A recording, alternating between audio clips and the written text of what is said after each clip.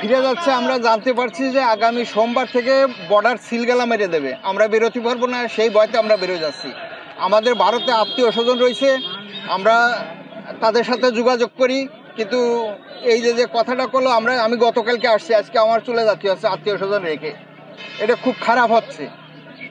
এই বাংলাদেশের সঙ্গে আপনারা কি চেয়েছিলেন যে ভারতের মানে একটু সম্পর্ক, যে কোথায় যেন একটা না, ভারতের সাথে বাংলাদেশের একটা বন্ধু সম্পর্ক, আমাদের বন্ধু ভারত।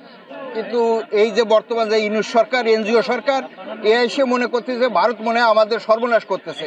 হ্যাঁ, এরা বলে এক করে এক, বলে ইলিশ মাছ দেবো না, সেই ইলিশ মাছ আবার টনকে টন দিচ্ছে, বলে অমুক জিনিস দেবো না, আবার টনকে টন সেই জিনিস দিচ্ছে। এরা মানে কি করতেছে আল্লাহ জানে। তারপরে এই যে 23-24 বছরের লোকরে উপদেষ্টা বানাইছে, ওরা একজনের 23-24 বছর, নতুন ছেলে, কোনো রাজনীতি বোঝে না, তারা 4-5টা মন্ত্রণালয় দিয়ে রেখে যাচ্ছে। এখন কি বাংলাদেশে কি অশান্তি চলছে?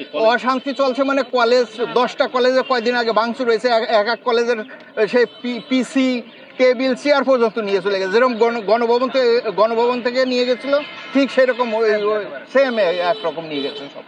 আর কি শ্রমিকরাও আন্দোলন করছে নাকি? শ্রমিকরা, গার্মেন্টস শ্রমিকদের বেতন দেয় না, কিছু না, সব গার্মেন্টস অনেকগুলো বন্ধ করে দিয়েছে। ইউনুসের নাকি 36টা গার্মেন্টসের জায়গায় এসে সেই গার্মেন্টসগুলো বন্ধ করে দিতেছে, এখন তারা আন্দোলন করতেছে। হ্যাঁ, এটা নিয়েও আন্দোলন চলতেছে। আন্দোলনের কারণে তো কি নাম, এরা চেনমাইরে অ্যারেস্ট করছে, তার জন্য এই সনাতনীরা সাংঘাতিকভাবে খেপে উঠছে। বাংলাদেশ তাদের উপরে লাঠি পিটা করছে, একজন মারাও গেছে। পুরো অশান্ত। কি চাইছেন আপনারা? আমরা চাচ্ছি এই তত্ত্বাবধায়ক সরকার বিলুপ্ত হোক, বা একটা নির্বাচন দিয়ে যে কোনো একটা সরকারে বসাই দিয়ে তারা সরে পড়ুক। বাংলাদেশের তো সাংঘাতিক ক্ষতি হয়ে গেল আর্থিকভাবে। ভারত থেকে চাল ডাল সবই তো যায়, সেটা যদি বন্ধ হয়ে যায়। হ্যাঁ, সবকিছু মানে আমাদের বাজারে যে ঊর্ধ্বগতি, আমাদের বাংলাদেশের বাজারে যে ঊর্ধ্বগতি, চিনি প্রতি কেজি 20 টাকা বাড়িয়ে গেছে, তেল 200 টাকা, গতকালকে থেকে 200 টাকা বিক্রি হচ্ছে সোয়াবিন তেল। হ্যাঁ, একটা ডিম 16 টাকা, এরকম সবকিছু। আর কাঁচামাল তো আছেই, 80 টাকার নিচে কোনো সবজি নাই। ভারত বন্ধ করে তো একদম আরো সর্বনাশ হয়ে যাবে বাংলাদেশে। আমরা চাইছি নতুন কোনো সরকার আসুক, আপনার দেশটা সরকারের অধীনে চলুক। অন্তর্বর্তীকালীন সরকার দেশ চালাইতে পারতেছে না,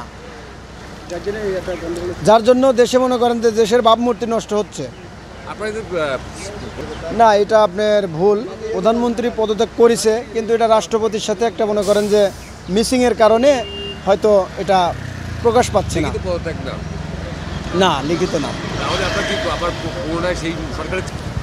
আমরা চাচ্ছি আগামীতে সুষ্ঠু নির্বাচন হয়ে যে কোনো দল হোক সুষ্ঠু ভোটে নির্বাচিত হয়ে আসে, দেশ পরিচালনা করুক। আপনারা কি হাসিনা সরকার চাইছেন না অন্য কোনো সরকার? আপনার হাসিনা সরকার আসুক, আর বিএনপি সরকার আসুক, আর জামাত সরকার আসুক, আপনার সুষ্ঠু ভোটে এসে ক্ষমতা মনে করেন যে বুঝে নিয়ে। আগের সরকার, আওয়ামী লীগ সরকার অনেক ভালো ছিল, সে দেশে অনেক উন্নত করছে। আমরা চাই যে আসুক সুষ্ঠুভাবে নির্বাচনে। আমাদের বাংলাদেশে পণ্য দিতে না করে, তাহলে বাংলাদেশ অনেকটা সচ্ছল পরিস্থিতি, ভয়াবহ অবস্থা হতে পারবে। বাংলাদেশের পরিস্থিতি খুব ভয়াবহ অবস্থা। দলীয় সরকার আসতে হবে, এবং আওয়ামী লীগ সরকারের সাথে অনেকটাই ভারত সরকারের ছিল, মিল ছিল, সেজন্য অনেক গাড়ি যেত, অনেক সব কিছু ব্যবসা বাণিজ্য সবারই ভালো হতো। এখন সেটা অনেক খারাপ পরিস্থিতিতে আছে। ভালোভাবে রাষ্ট্র চালাক।